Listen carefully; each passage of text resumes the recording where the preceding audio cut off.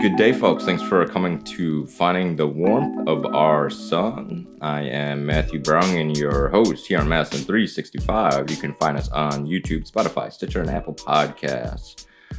You folks are doing all right, handling the heat well, vaxxed up, and all that jazz. So I read an interesting article written by Hamilton Nolan. If you don't know, it first came across him way back when he wrote for Gawker. If you don't remember Gawker, if you even know what Gawker was, but he wrote this article called "In These Times, Words That Mean Nothing. Our Political Discourse is Dominated by Issues That Don't Exist." It's written for In These Times, and the article was "Words That Mean Nothing. Our Political Discourse that is Dominated by Issues That Don't Exist." Sorry. This article verbalized something that I think has been running in the back of my head for a little while now about how we engage with topics. And something, part of why I wanted to do this was to try and find a better way to engage in some of these topics and some of this discourse that we're having or not having, and definitely getting to that. But he opens with much of the time that we think we are talking about issues, we are actually talking about words. One side will argue against one definition of a word, while the other side argues in favor of a different definition of a word. Each side can claim that the other is not addressing the issue, because the issue is defined differently on each side. In this way, political debate can carry on unimpeded by any barriers of mutually agreed upon terms, like separate superhighways rushing on at full speed in opposite directions. This characterizes a large amount of political discourse in this country. Torrents of people talking about different things, all of whom assume that they are talking about the same things. He goes on to say a bit later, the same dynamic applies to terms that may have once held legitimate definition, but which becomes definitionless by the time they have been elevated into the popular mind, laden with propaganda. Do any of the political politicians or commenters decry critical race theory have a precise working definition for this academic term? Of course not. It now means anything that talks about white people's racism. In general, yes. This is, again, it's something that's been weighing on me, and even at times, I've fallen into that, such as talking about cancel culture and why it doesn't exist. Within the piece, he talks about how he'd love to see news, instead of trying to bring on, one side and the other side, talk about, why it exists or why it doesn't exist or why it's a good idea or why it's a bad idea, sit down and argue and hash out to find a common definition. This has been, particularly the left and the news is susceptible to this type of engagement. This has been a tactic, if I'm using that right, from the right for a long time. This is how they've waged the culture wars, and going on for a long time. It's a witch hunt type thing, and we, one of the most visible ways that this is presented was actually during the Red Scare of socialism and communism, and how socialists and Marxism has always been used to degrade, particularly a civil rights work. But they're really, at that point, we had so-called working definitions in the zeitgeist, even if it wasn't like kind of the real thing. But this has changed, and again, it's been an aspect of the right's culture war against the left, or whatever the left means. There's a strong argument there is no real left in a ideological sense in the United States, or at least kind of a strong one, as far left people are pretty tame when compared to the history of leftism globally, and even in the United States, in today's standard. I mean, you're considered far left if you support a raise in minimum wage, Medicare for all, and housing. You're not talking about, I mean, there's people out there, the whole eat the rich thing, and there's actual leftists out there, and I'm probably included one of them. I don't think billionaires should exist. I think we should take their money. I think we should prosecute all living presidents for war crimes and crimes against humanity. I think most of our CEOs could be charged with crimes against humanity and many even war crimes as well.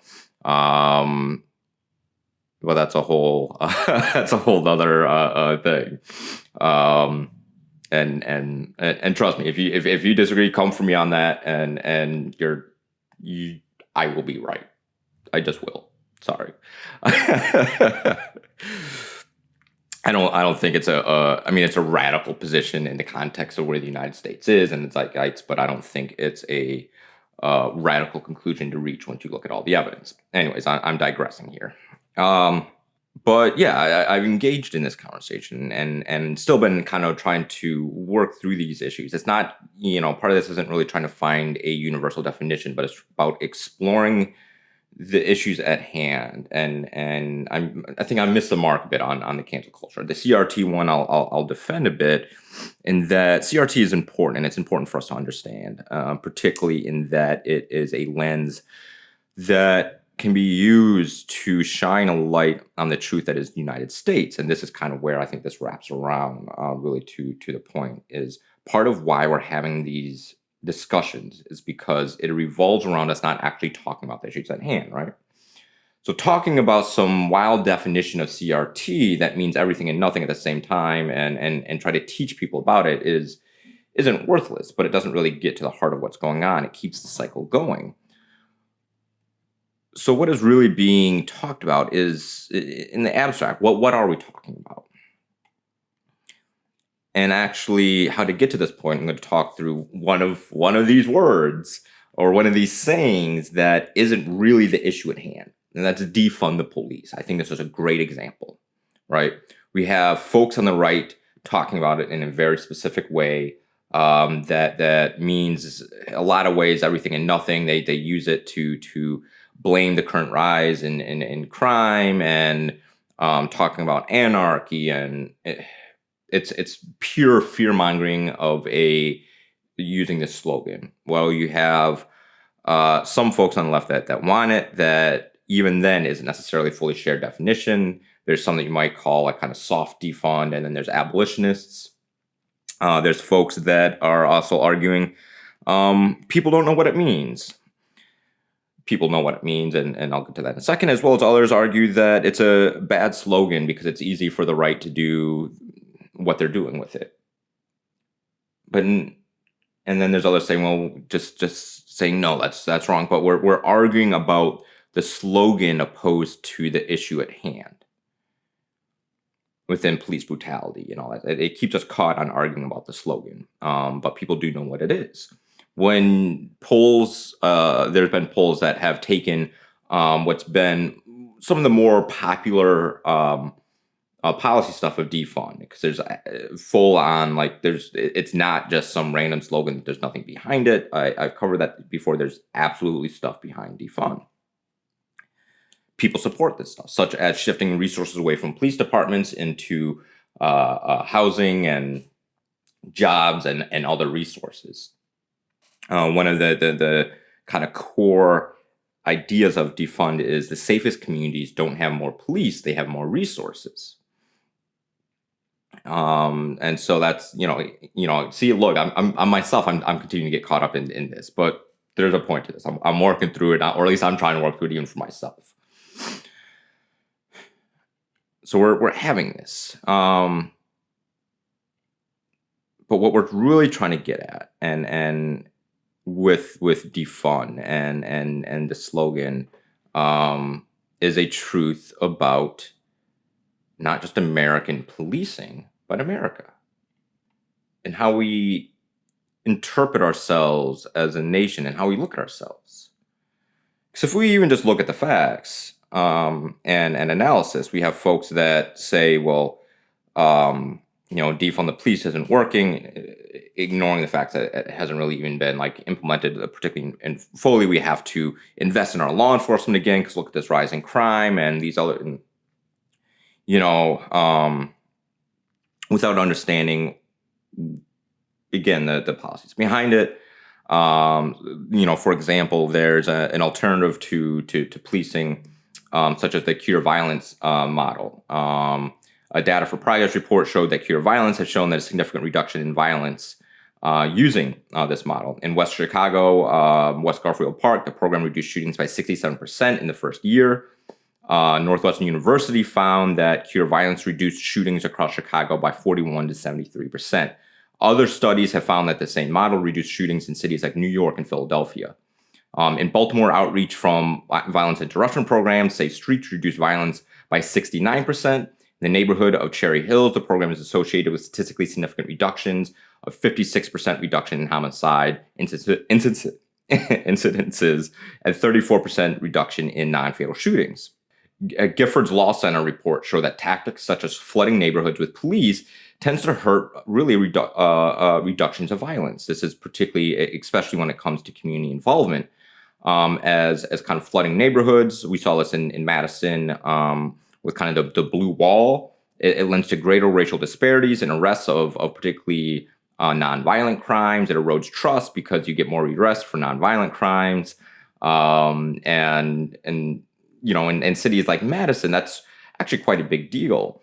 A organization called Police Scorecard, which looks at a lot of different police departments, and I want to put these statistics out for we'll get there on why this stuff is important, because it exposes the truth, but showed that Madison department arrest for low-level offenses is in the 32 percentile. And how they scored ranges 0 to 100% for cities over compared to cities over 250 folks. The closer to 100% you were, the better you are, right? So it means that arrests for low-level individuals, if it's closer to 100%, means there's less arrests. Like that's kind of where the percentile, right, is. They're better off. And Madison is kind of in that 3 percentile, so one of the worst in racial disparities for drug arrests. So a lot of, our policing is nonviolent offenses. And even we know police aren't actually really effective in the job we're supposed to do. So this argument that we need to flood police and not defund makes the argument that this violence interruption stuff doesn't work, when the fact is, like places like New York has more funding per capita than 93% of major cities, and more police officers per capita than 97% of major cities. In Madison, it's a little bit better. Police funding, comes to kind of the 50th percentile, right? So 50% of cities are worse, 50% are better as far as per capita.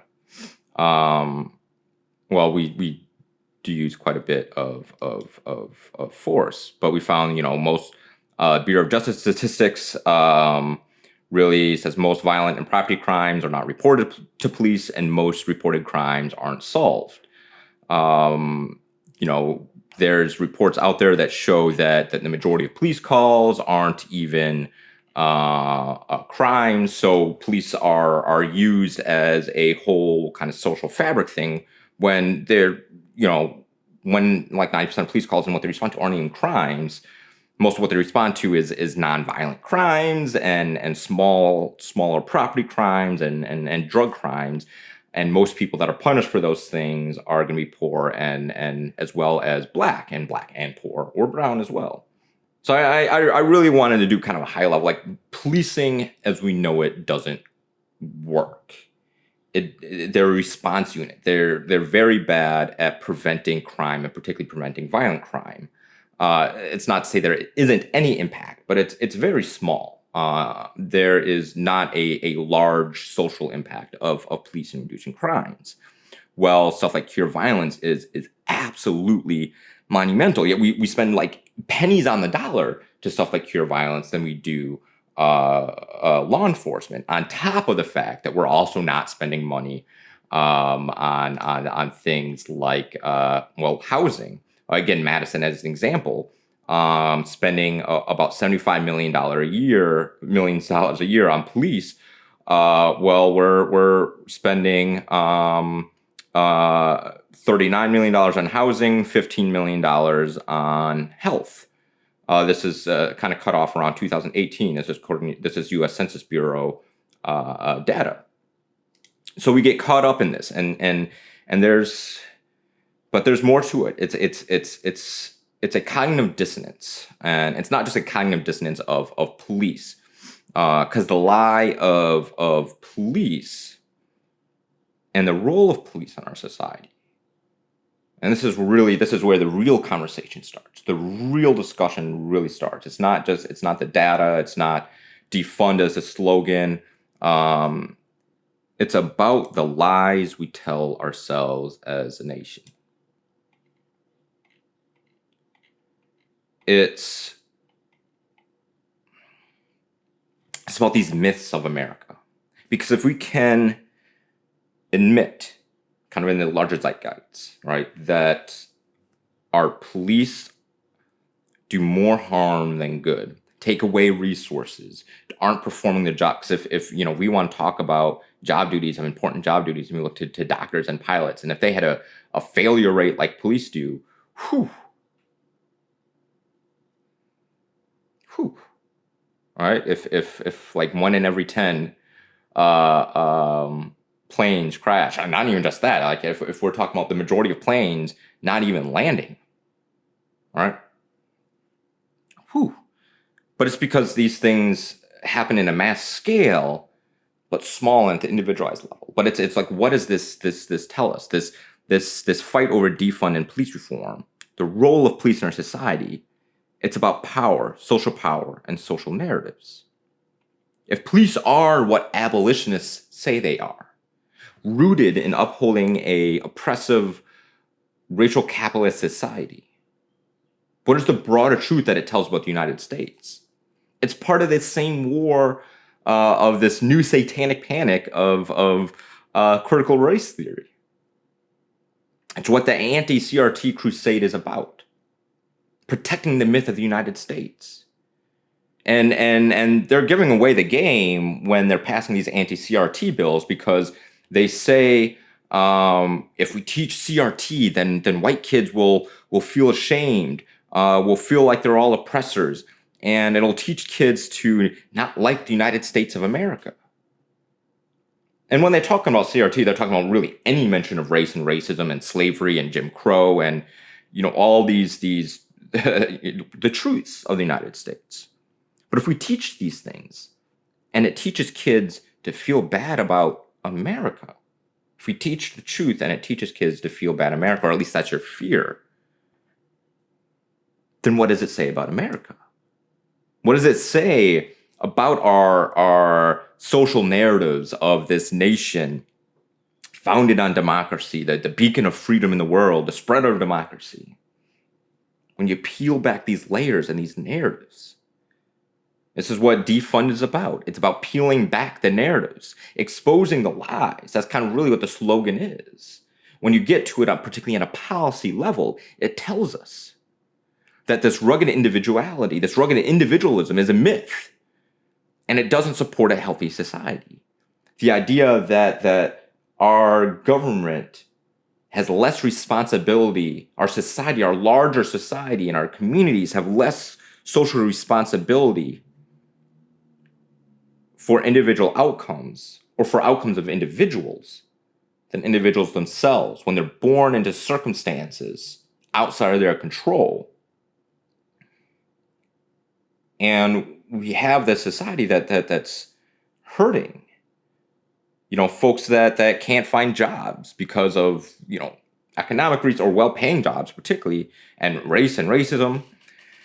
But then we blame it on them. When a black male with a college degree is just as likely to land a job with a white male has a high school diploma and a criminal record. And then we talk about black male unemployment rates and say, these narratives of black men are just lazy. Again, these things that have been exposed over and over and over again.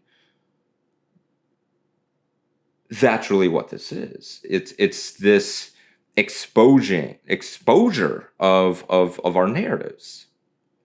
And it's a really fight over our our national story, our story of self. And these things, these stories of nations and civilizations, they absolutely, you look at history, the stories and the myths that civilizations uplift and highlight and expose who they are. They change as civilizations change. So something like, the Iliad might not have been like one of the original things that are stories that the Greeks uplifted. And as the society changed, that's something they uplifted as a nationalistic story. An example within the United States might be The Little House on Prairie. It tells a very specific story of the United States and how the United States liked to look at itself. Same with Birth of a Nation.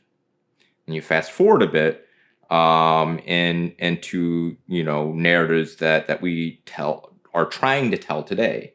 Certain 12 Years a Slave is kind of part of that. Or the Underground Railroad on I think it's on Amazon is part of that. Well, it's the Underground Railroad is a work of fiction. It tells a truth about the United States. It's a telling of a narrative of a people that within the United States that upends the older national narrative. Defund is that. So we get caught up on the slogan of people don't want to buy into defund and they're want anarchists and all this stuff. It ignores the truth of the role of police in a society. It ignores or it continues for us not to have these larger conversations about what the United States is really. And MLK said the United States is the greatest purveyor of violence in the world today. And that hasn't changed since he said that at all. And in fact, it's only expanded.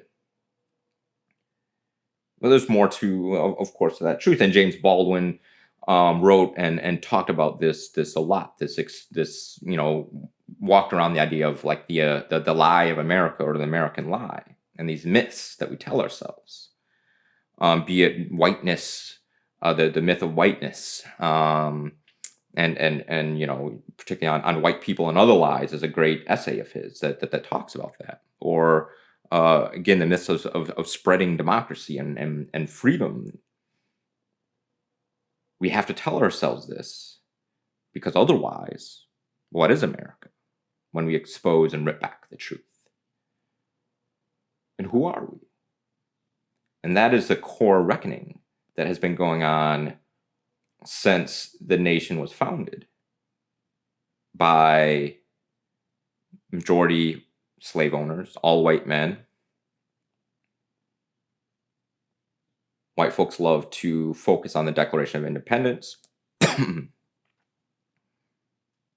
its high-minded ideals that the Constitution didn't live up to. The Constitution codified the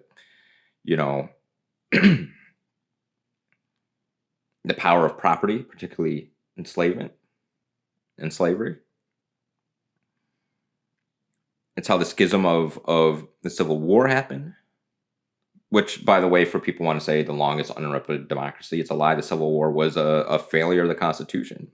It's the breaking of democracy in the United States. But that's this kind of core conflict of trying to unite the high-minded idea written down that all men are created equal, and even then, men. But we can expand that into the broad sense of humans. All humans are created equal. Life, liberty, and the pursuit of happiness, which was changed to life, liberty, and the pursuit of property. Life, liberty, and property in the Constitution. Life, liberty, and property in the Constitution. But again, these things are at conflict. These high-minded ideals as chattel slavery and slavery of an entire race of people, or race-based slavery, and the genocide of native populations, seen as savages, as uncivilized, as less than human, or subcategories of human, not fully evolved. But again, this was justification for the actions of colonizations and human greed. Race and racism came, or race, the idea of race, came after the practice of racism within that came after the practice of colonization and race-based enslavement to justify these things. But these so-called enlightened ideals clash with reality of how these men were treating humans and how this country continues to perpetuate this stuff. It clashes. So we fight over these words and these definitions, scared to pull back the layers of what's going on because of what it might say about us, what it might say, some individual, what it might say about their worldview with this cognitive dissonance and their beliefs and upending a whole way they're told. That, I mean, think of it this way, and you know, you grew up in, and maybe, you know, Star Wars is a great simplistic analogy of this. You know, you grew up and decided to join the Empire. You know, you're a stormtrooper, or maybe you're just an officer, or maybe you're just a civilian on an Empire-ruled planet that is generally okay, but you're not part of anybody that's being persecuted by the Empire, and you think it's all right. But then you start peeling back the layers. And it's hard to fully grasp that we're the bad guys. Now, being the bad guys also doesn't mean that some of the people that we have conflict with are good. Being bad doesn't mean that everybody that you know doesn't make Stalinist, the Stalin ruled Soviet Union good, right? It doesn't mean Stalin's good. Didn't mean Hitler's good. Multiple people can be bad at the same time and, you know, produce evil at the same time. Like, these things aren't mutually exclusive at all. In fact, you know, history shows there's multiple bad, terrible people that fight each other and over and over again. But that doesn't mean there isn't a truth and a lie. And that's what these conversations really dig down to. It's what defund digs down to. That the approach of the United States has been wrong all along. How we build communities and individuals and cities and societies is wrong. And it's hurtful and dehumanizing and violent. Explicitly violent. Police are a very violent entity, but they hold a monopoly on violence. The United States is extremely violent as a government entity. Very, very violent government entity. Still the only nation to use nuclear weapons in a conflict beyond testing on a group of humans. Massively violent. But we don't tell ourselves that. That's part of the conversation, or that is, in my view, the conversation. Is the fight over the narrative, the myths, and the stories and the truths of the United States and what we choose to tell ourselves. I think that's a good ending point. So thanks for coming to Finding the Warmth of Our Sun. I'm Matthew Brown, your host here at Madison 365. You can find us at YouTube, Spotify, Stitcher, and Apple Podcasts. Thanks for coming. Have a good week.